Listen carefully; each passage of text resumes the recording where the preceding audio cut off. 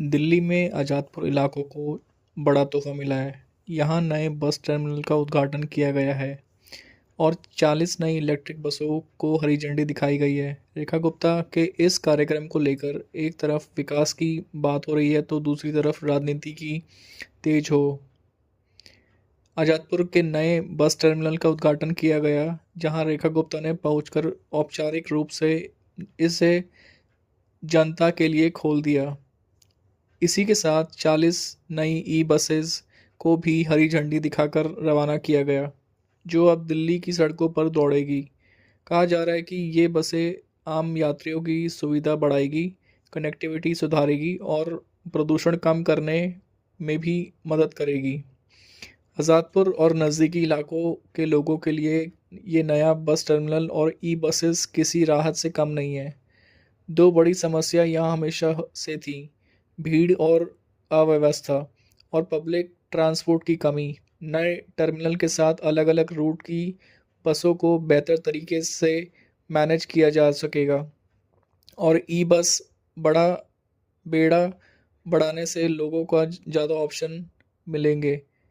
साथ ही धुआं छोड़ने वाली पुरानी बसों पर निर्भरता भी थोड़ी कम होगी। लेकिन सवाल सिर्फ इतना ही नहीं कि उद्घाटन हो गया, सवाल ये भी है कि क्या ये कदम सच में पब्लिक ट्रांसपोर्ट को लॉन्ग टर्म में मजबूत करेगा या सिर्फ फोटो ऑप और राजनीति तक सीमित रह जाएगा। दिल्ली की राजनीति में ट्रांसपोर्ट पॉल्यूशन और इंफ्रास्ट्रक्चर हमेशा से बड़ा मुद्दा रहा है।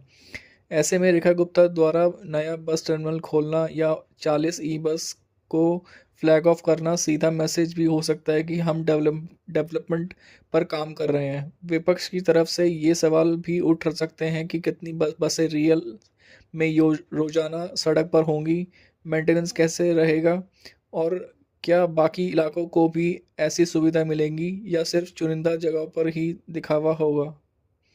आम लोगों के लिए सबसे सिंपल बात है, बस चले, टाइम पर चले और आराम से चले। अगर ये ई बसेस रेगुलर चलती हैं तो क्राउड कम होता है, पॉल्यूशन में थोड़ी भी कमी आती है, तो इसका सीधा फ़ायदा दिल्ली वालों का ही होगा। लेकिन इस अगर कुछ दिन बाद ये बस स्टैंड भी बाकी जगहों की तरह गंदगी, अर्थ अव्यवस्था और ख़राब मैनेजमेंट का शिकार हो जाता है, तो फिर ये सिर्फ एक और इनॉग्रेशन फ़ोटो बनकर रह जाएगा।